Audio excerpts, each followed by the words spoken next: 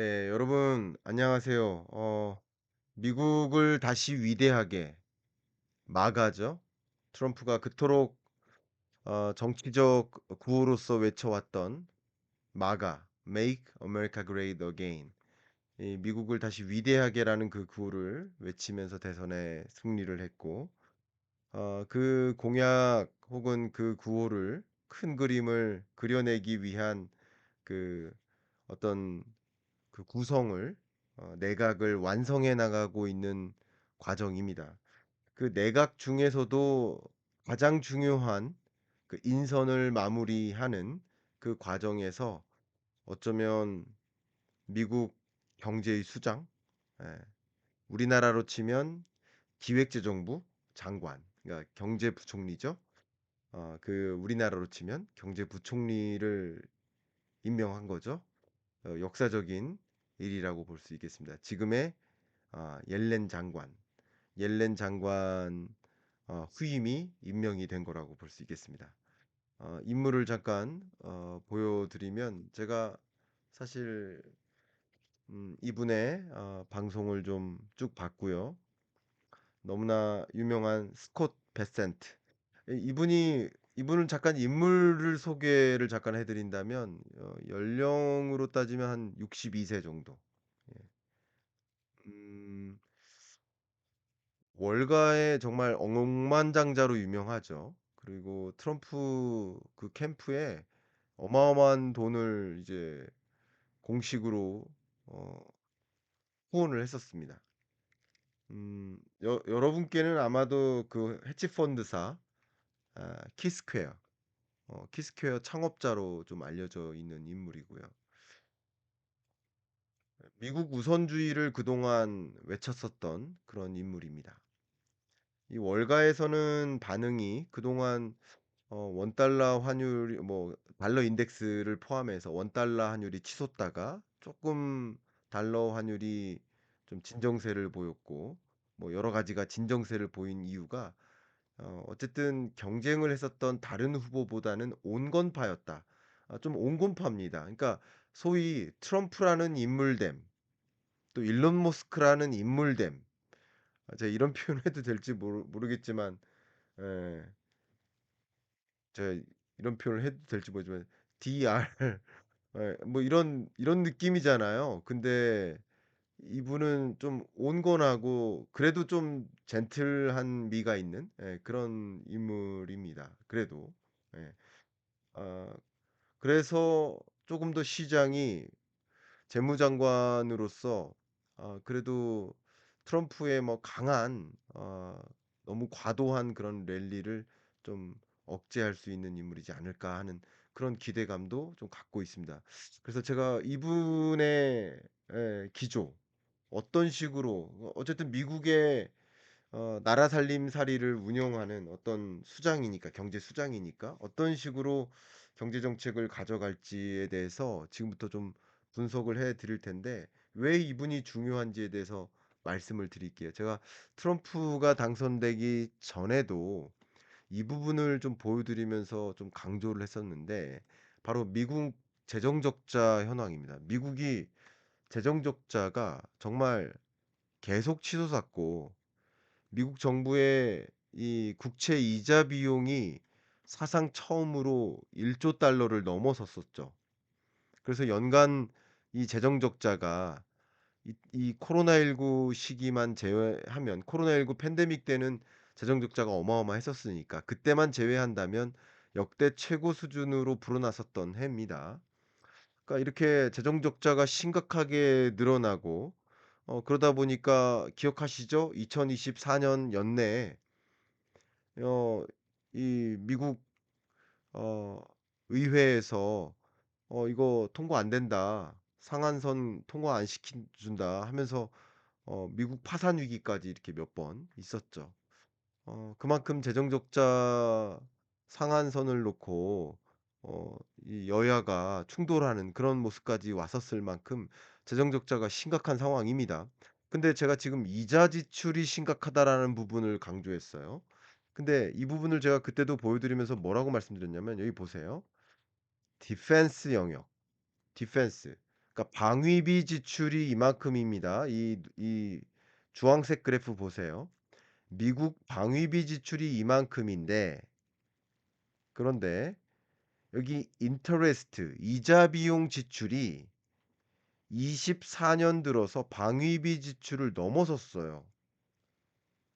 그리고 여기 보시는 것처럼 메디케어 지출도 넘어섰어요.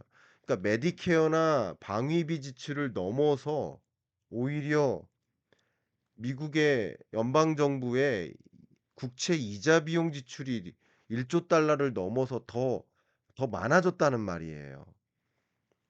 이건 심각한 거잖아요. 그런데 더 중요한 것은 2025년 이후죠. 이 부분도 그때 보여 드렸었습니다만, 해리스의 공약과 트럼프의 공약을 비교해 보면, 뭐 극단적인 가정과 중립적인 가정을 비교해, 근데 일단 중립적 센트럴 중립적인 가정끼리만 비교해 보면 어쨌든 트럼프의 공약이 더 재정 소요가 많을 것으로, 2배 정도 될 것으로 이렇게 전망이 됩니다. 그 공약이 그대로 이행될 거라고 중립적으로 전망했을 때 말이죠. 그러면 실제 여러 공약들을 가지고 이런 여러 가지 액트들을 수행하겠다. 뭐 대신 관세를 높이니까 관세 수입액이 얼마 들어오겠지. 이런 것들을 다 이행하다 보면 이만큼 재정이 소요되고, 그러면 재정 적자가 더 많아지고, 그럼 더 많은 국채를 발행해야 되니까 그럼 더 많은 이자 비용이 지급될 테고, 그러니까 이런 것들이 소위, 제가 얼마 전에도 말씀드렸고 오늘도 경익남에서 여러분들께 169 화를 통해서 말씀드렸습니다만, 일론 머스크가 이 정부 효율성 위원회 위원장으로서 연방 정부의 예산 회계 장부를 보면서 이건 비효율적인 예산을 효율적으로 써야 돼 하면서 옮기는 역할까지 하고, 규제를 철폐하는 역할까지 하고, 또 트럼프가 소위 뭐 적극적으로 재정을 쓰고, 이렇게 막 소위 막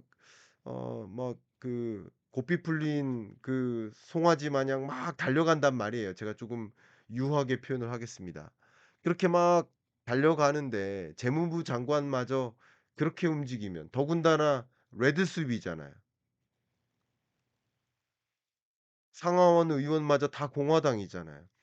그러면 정말 의회를 통과해야만 하는 그런 일들마저도 소위 뭐 야당으로부터 뭐 이렇게 거부를 받을 일들이 없이 다 통과가 된다면, 정말 재정 적자 규모는 더 커지고, 지금 미국 경제가 뭐 성장은 할 수 있겠지만, 기축통화국이라고도 할 수 있겠지만, 그러면 정말 더 큰 문제가 될 수도 있겠다라는 생각이 들 수 있겠는데, 근데 그래도 '온건파가 됐으니 다행이다.'라는 생각도 일부 있는 겁니다.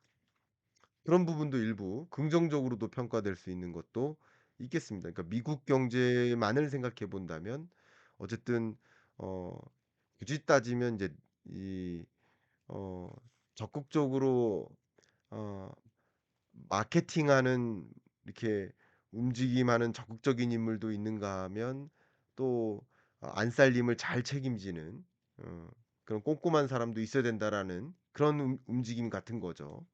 자, 그렇게 본다면 이제 대선 후보별 공약, 재정 적자 규모를 아까 비교해서 말씀드린 것처럼 트럼프의 그런 움직임을 보면 아마도 이 미 재무장관 스콧 베센트의 역할이 그런 부분에 미국만을 생각해 보면 기대되는 부분들이 있겠습니다. 근데 제가 이 재무부, 재무부의 역할, 미국 역사에서 재무부가 참 중요해요. 여러분 혹시 워싱턴 DC 가 보신 분들 아시겠지만, 미국 여행 가 보시면 또 워싱턴 DC 여행도 많이 가시잖아요. 가시면 꼭 가 보시는 곳이 어디예요? 백악관은 꼭 가 보시죠. 근데 그 백악관하고 딱 붙어 있는 곳이 어디예요? 미 재무부입니다. 근데 역사적으로 미국 역사, 잠깐 역사 얘기해 드려도 될까요? 미국 역사적으로 어 백악관이 돈이 없으면 그 경호를 잃을 거 아니에요. 경호원들한테 월급을 줘야만 경호가 유지될 거 아니에요. 그러니까 가장 미국에서 돈이 마지막까지 있는 부처가 어디겠어요? 재무부일 거예요. 그러니까 재무부가 경호처를 데리고 있으면, 그러니까 지휘 체계하에서 조직 구도상 재무부 산하에 경호처가 있는 거예요. 그리고 백악관은 재무부를 안고 있는 거예요. 그래서 백악관하고 재무부가 붙어 있습니다. 그러니까 이게 미국 역사라고 볼 수 있겠습니다. 그러니까 우리나라랑 좀 다르죠. 우리나라 이제 청와대나 뭐 지금은 이제 용산에 대통령실이 있죠. 그리고 기재부는 세종에 있잖아요. 우리나라랑은 좀 차이가 있겠지만 어쨌든 미국 역사는 좀 그러합니다. 근데 그만큼 제가 여러분께 강조하고 싶은 것은 그만큼 미 재무부가 굉장히 파워풀하고, 그리고 또 역시 발권력 뭐 그런 것도 생각해 본다면 기축통화국의 발권력, 경제 수장 이런 것까지 생각해 보면 이 스콧 베센트의 역할은 정말 중요하다. 그러면 이 인물이 어떻게 미국 경제를 위해 살림살이를 운영할까? 이 부분도 중요하겠지만 아 대외적으로는 어떻게 해 나갈까? 이 부분도 또 중요하잖아요. 자, 그 부분을 말씀드리려 합니다. 자, 자료를 잠깐 한번 보여드리겠습니다. 이분의 행보를 이 두 개의 기고문의 일부 발췌된 부분을 통해서 좀 우리는 느낄 수 있을 텐데요. 일단 첫 번째 기고문, 미국 가정과 기업의 생활 수준 향상을 위해 관세의 힘을 사용하는 것 두려워해서는 안 된다. 관세의 힘이 위대하다 이런 표현이에요. 반대로 반도체 제조 공장 투자로 미국 경제 경쟁력이 약화됐다. 이 얘기는 반도체 제조 공장 투자, 이거는 쉽게 말하면 IRA나 칩스법이 오히려 안 좋을 수 있다라는 것을 부정하는 이야기입니다. 주로 무역 전쟁을 할 때 쓸 수 있는 툴이 뭐예요? 두 가지. 관세와 비관세 두 가지 툴이 있는데, 근데 이 인물은 뭐예요? 관세를 지지하고 비관세, IRA나 칩스법과 같은 이런 것을 반대한다. 왜 반대할까요?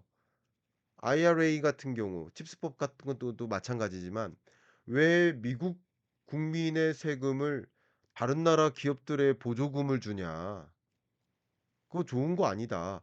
약간 이런 느낌인 거예요. 이해 가시죠? 보조금 주지 말자. 왜 우리나라 어 한테만 보조금 주지 왜 다른 나라한테 보조금을 주고 있느냐. 이런 이야기를 하는 겁니다. 그래서 관세만큼 위대한 것이 없다. 그래서 미국을 위대하게 마가를 동조하고 트럼프의 관세 전쟁에 대해서 굉장히 강하게 공감하는 인물입니다. 자, 그러면 이제 이 사람은 어떤 행보를 가져갈까? 바로 가장 중요한 것은 IRA를 이제 폐기하거나 칩스법을 정말 폐기하거나 혹은 관세 전쟁을 이제 시작하거나 하는 일들을 해 나갈 인물이라고 좀 생각해 보면 좋겠죠. 다만 관세는 그냥 트럼프 행정명령으로 가능한 일인 겁니다. 그러니까 상하원 의원을 통과하지 않는 정책이라고 볼 수 있겠습니다. 다만 IRA나 칩스법 같은 경우 뒤에 뭐라고 들어가요? 법이라는 표현이 들어가죠. 그죠? 그런 것처럼 상하원 을 통과해야 됩니다. 근데 물론 레드 스윕이니까 통과하기가 조금 수월할 수 있겠지만 이게 공화당의 공식 입장인지는 봐야 됩니다. 저는 제가 그동안 말씀드렸듯이 IRA에 대해서 공화당이 공식적으로 없애겠다라는 입장은 아니라고 의견을 드렸죠. 그래서 트럼프의 입장과 같을지는 봐야 됩니다. 그 부분에 대해서는 저는 조심스러운 입장입니다. 뭐 보조금을 없애겠다. 이것은 단순히 협상의 카드로서 사용하고 있는 표현일 수는 있겠다라는 의견을 드립니다. 자, 그러면 이 부분을 제가 지금부터 시나리오를 하나하나 말씀드리도록 하겠습니다. 저는 의견을 지금부터 하나하나 드리겠습니다. 그러면 앞으로 관세는 어떻게 할 것인가? 첫 번째, 관세를 2025 년부터 당장 도입할 것인가? 이거는 그 누구도 모릅니다.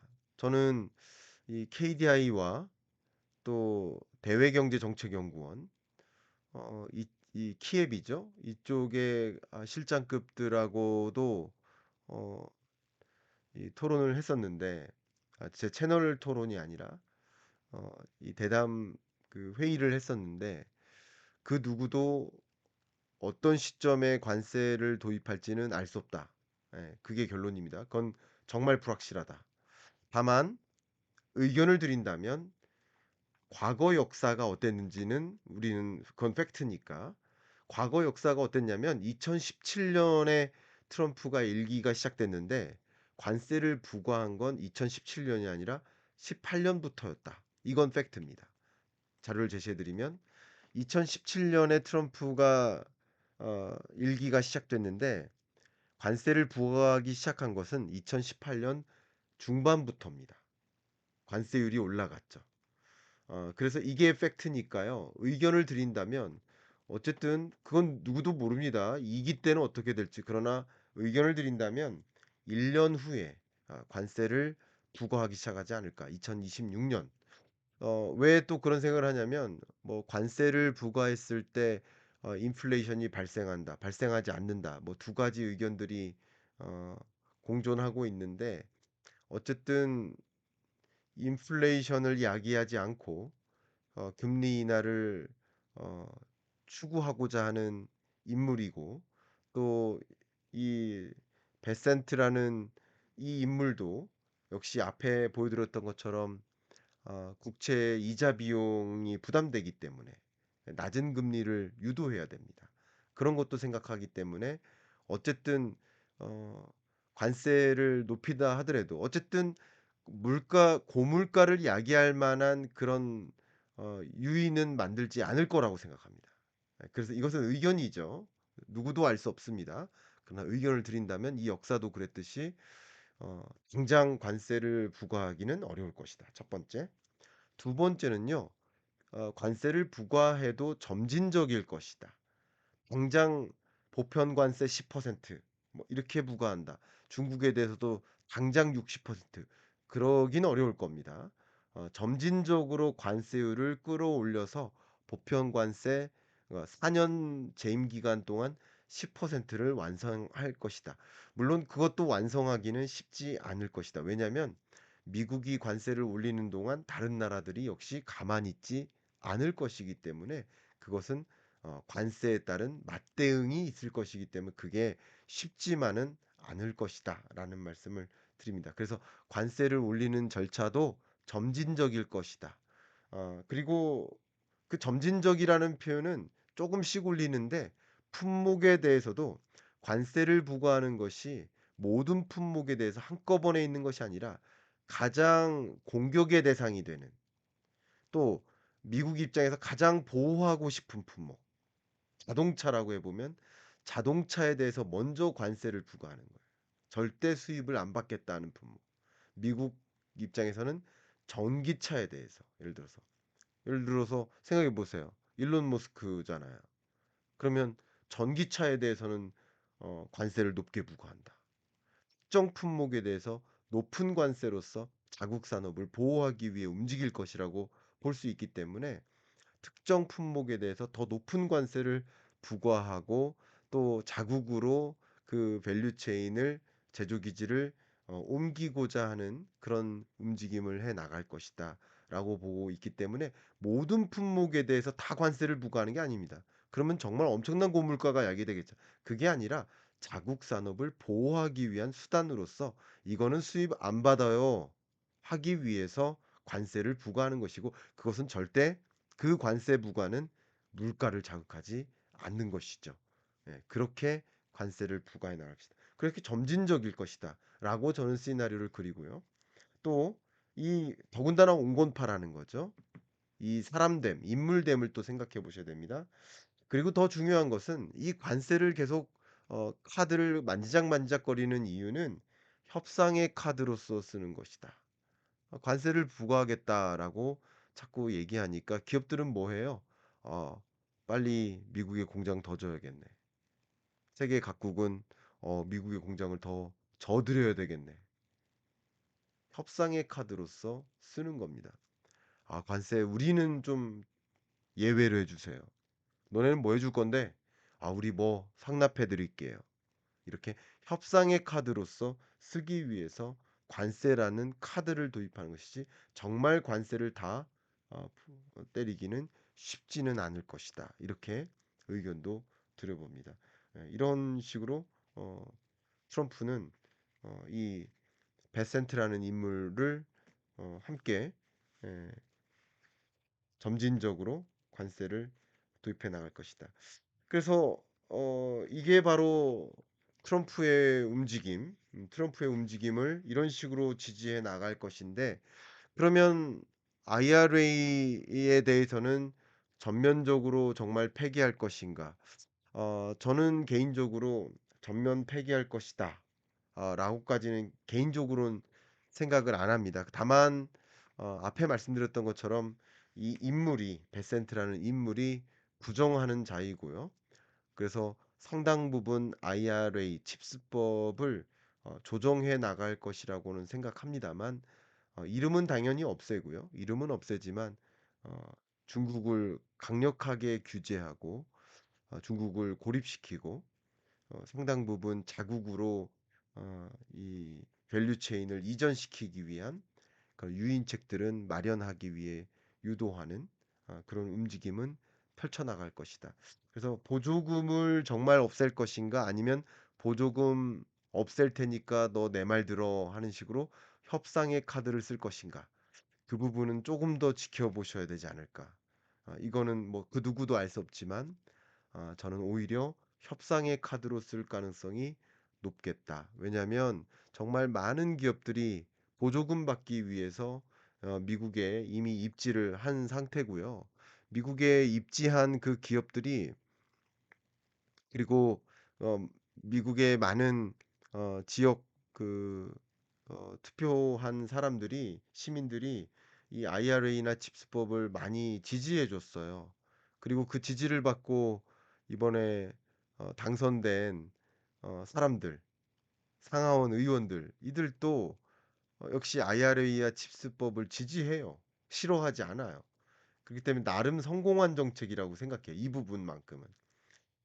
물론 이제 관세 전쟁이라는 카드를 쓸 거기 때문에 굳이 이것까지 해야 돼라는 생각은 있겠지만, 마가를 완성하는 데는 이 IRA와 칩스법이 도움이 되거든요.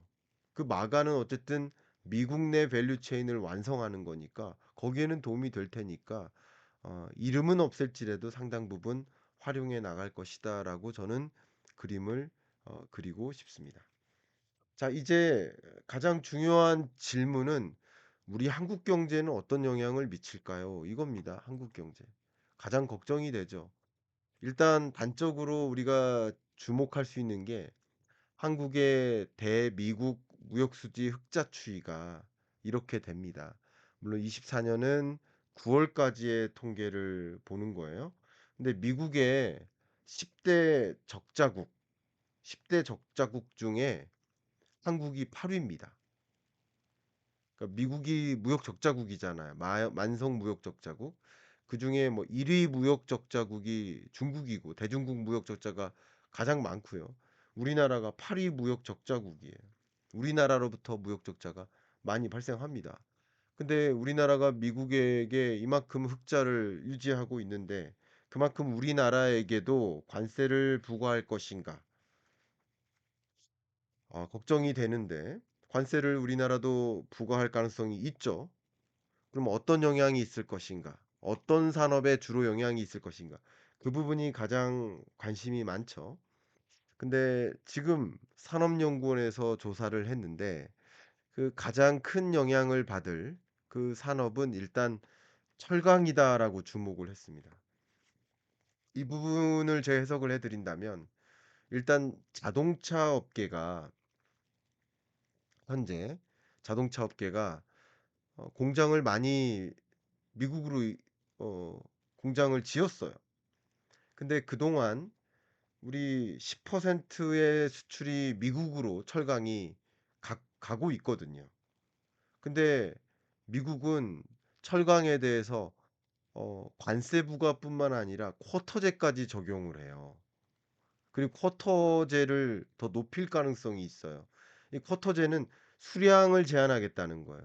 근데 그동안에 자동차를 미국에서 공장을 운영 안 하고 다른 나라에서 운용하면 철강을 다른 나라 공장으로 수출하고, 그죠?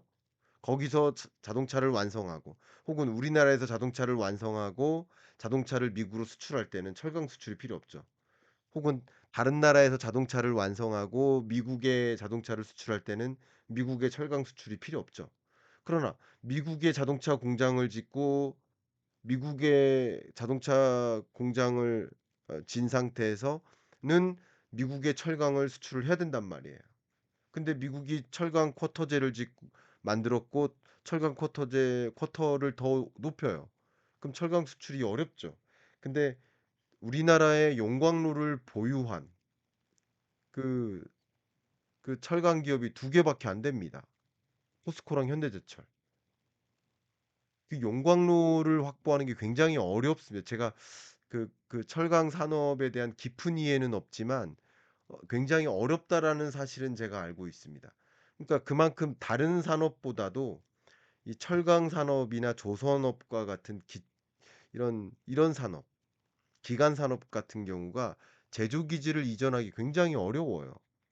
그런데 철강 같은 경우는 그러면 쿼터제 때문에 그럼 어떻게 하란 말인가? 그러니까 상당히 어려워진 거예요.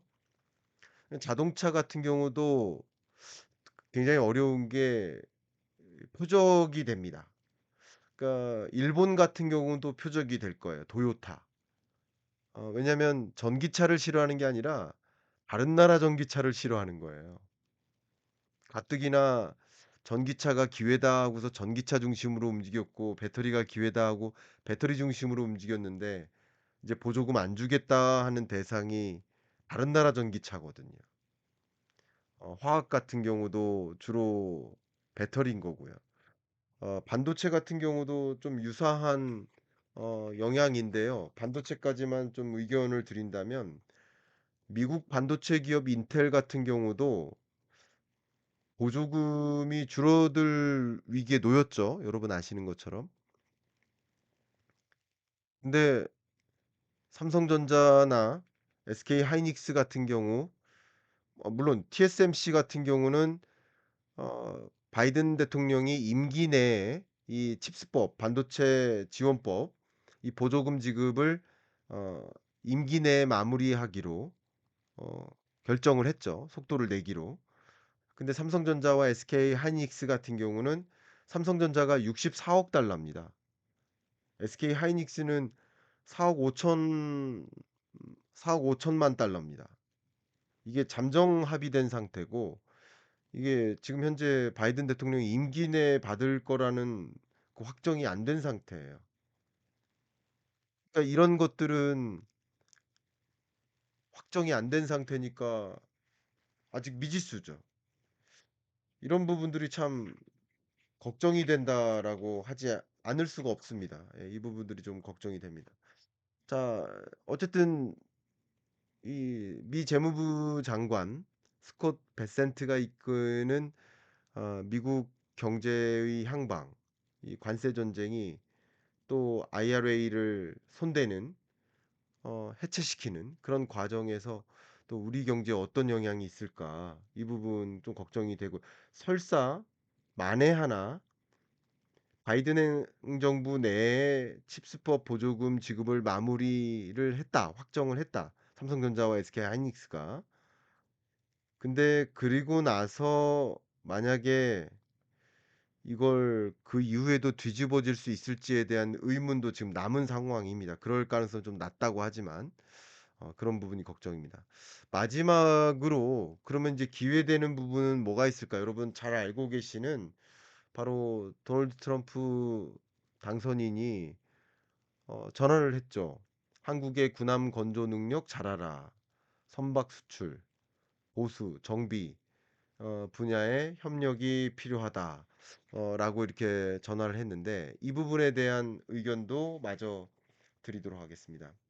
이미 첫 번째 어 시나리오를 말씀드려 보면 MRO라는 영역에서는 기회가 열렸죠 이미. 실적이 나왔습니다. MRO는 M이 메인터넌스, Repair. 이 MRO 같은 경우는 주로 이게 그 이게 MRO는 이제 선박뿐만 아니라 항공기 MRO 같은 경우도 있고요. 정기적으로 유지보수 관리하는 그런 것들이에요. 그러니까 유지보수 관리하는 것이 미국 같은 경우는 과거에는 이제 세계 선박 시장을 장악했었지만 이미 그때가 1980년 그 정도였어요. 근데 지금은 이제 세계 선박에서 지금 1% 정도밖에 안 됩니다. 그러니까 지금 거의 그 산업이 없어졌다고 보시면 좋아요. 그러니까 미국 해군도 있지만 MRO를 위한 누군가 MRO를 해 줘야 되거든요. 근데 그렇다고 중국한테 맡길 수도 없고요. 왜냐하면 이 해군이라는 영역은 안보와도 밀접하니까. 그래서 안보 동맹국과 이것은 파트너십이 연결돼야 되겠죠. 그 MRO 사업에 대해서 이것은 굉장히 사이즈가 크고 장기 비즈니스라고 볼 수 있겠습니다. 그래서 MRO라는 영역에서의 기회가 한 가지가 있겠고요. 두 번째, 트럼프라는 인물이 뭐예요? 세계의 경찰적 지위를 안 하겠다. 미국은. 그래서 우리는 우방국을 결성하지 않겠다. 모든 국가가 우방국이 아니다. 한국도 우방국 아니다. 그냥 우리는 비즈니스 관계다 다. 이렇게 한다는 얘기는 각자 국방비를 늘려라. 일본도 국방비 올려라. 이게 마치 제2의 플라자 합의처럼 될 것이다. 라고 우려를 하고 있죠. 국방비를 올려잡아라라고 하는 것은 뭐예요? 세계 국방 산업에서 미국의 시장 점유율이 가장 높으니까 이 점유율을 유지할 수밖에 없거든요. 그러니까 국방비를 올려잡는 과정에서 미국에서의 국방 매출 기회가 많아져요. 당연히 기회가 많죠. 그러니까 나토에게도 그렇고 다 그런 겁니다. 그런데 당연히 미국은 이제 군함에서 선박 건조 능력은 한국이 충분한데 미국은 선박 건조 능력이 없어요. 근데 이 선박을 건조하면 군함을 건조하면 그 함 위에 이제 소위 미사일, 이 군 장비, 이 군수 장비를 실는 것만 미국이 하면 되잖아요. 그러니까 그것을 협조해 달라라는 거죠. 예.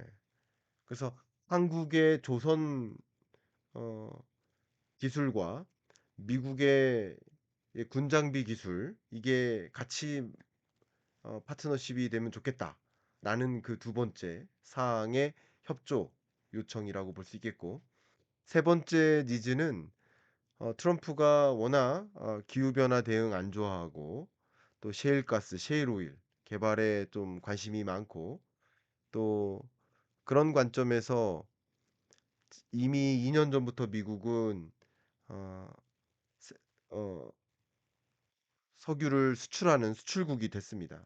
이미 미국은 세계 최대 원유 생산국이기도 하고요. 그런 관점에서 적극적으로 이걸 셰일 가스를 생산해 나간다. 그러면 뭐 하겠습니까? 많은 생산, 많은 수출이 이어지는 거예요. 그럼 수출을 하려면 뭐가 필요해요?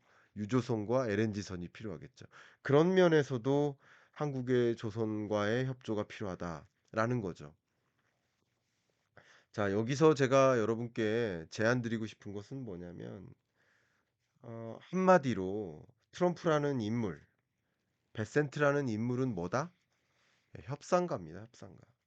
그러면 우리는 무엇을 주의해야 될까요? 그 협상가라는 것을 알면 우리는 무엇을 갖춰야 될까? 협상력을 갖춰야 됩니다. 그럼 우리가 협상력을 갖추려면 우리만의 장점이 있어야 됩니다. 우리만의 강점. 그 우리만의 강점은 뭘까요? 우리만의 카드가 있어야 돼요. 그러니까 우리만의 아까 잠깐 말씀드렸던 조선 영역에서의 강점, 조선 산업에서의 강점, 반도체 기술력에서의 강점, 어떤 특정 산업에서의 강점이 있다면 파트너가 되고 싶은 거예요. 그래서 특정 산업에서의 강점, 시장 점유율, 기술적 우위 이런 것들을 충분히 갖고 있다면 미국이라는 나라도 파트너 국가가 되고 싶은 거예요. 함부로 할 수 있는 나라가 아닌 거예요. 그래서 트럼프라는 인물됨은 분명 협상가고 또 역시 오늘 제가 강조했었던 이 베센트라는 인물도 역시 협상가라는 것 이거 강조해 드린다면 이 협상가들을 마주하는 2025년 우리 한국 경제는 우리만의 카드를 가져야 된다. 그것은 분명 기술력, 시장 점유율, 특정 산업에서의 기술적 우위 이런 것을 더 공고히 해 나갈 필요가 있고 그런 어떤 방향성을 가지고 2025년 예산안을 짜야 되고 지금 국회 계류 중에 있는 2025년 예산안을 짜야 되고 그런 방향으로 우리나라 살림을 계획해야 된다. 그런 방향으로 산, 학, 연이 고민을 더 해야 된다. 그런 의견을 여러분들께 공유해 드리면서 여러분들도 함께 이런 정말 험난한 이 소용돌이 앞에서 그 소용돌이를 정말 맞서 부시거나 아니면 그 소용돌이를 잘 우회할 수 있는 그런 방법을 함께 고민해 주시기를 좀 바라는 마음, 그런 마음 담아서 오늘 이야기를 좀 마무리하도록 하고요.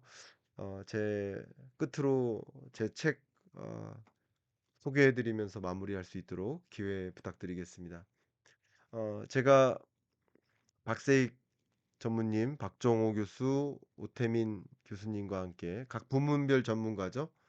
산업 박세익, 정책 박정호, 비트코인과 지정학 오태민, 각 분야 전문가들과 저는 이제 거시경제 전문가들과 트럼프 2.0 시대 펼쳐질 그 변화, 흐름을 같이 짚어본 책이고요. 또 사실 여러분 이 책을 이미 구매하신 분은 아시겠지만 25년 경제전망서에서 사실 해리스 2.0 아니 해리스노믹스냐 트럼프 2.0이냐라고 하는 84페이지의 이 제목은 제목만 해리스노믹스 대 트럼프 2.0 시나리오이지 사실 책 내용은 다 트럼프 2.0이죠. 트럼프 2.0에 대비하라라고 책이 쓰여져 있죠. 그리고 바로 이어지는 그 다음 일곱 번째 챕터도 뭐예요? 극단적 보호무역주의 시대의 재림이라고 일곱 번째 챕터도 이거죠.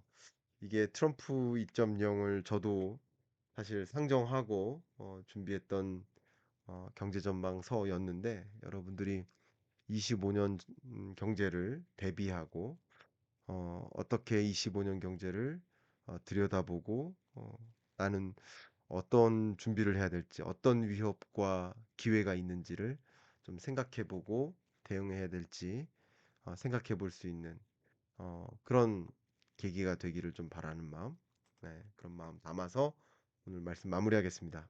감사합니다.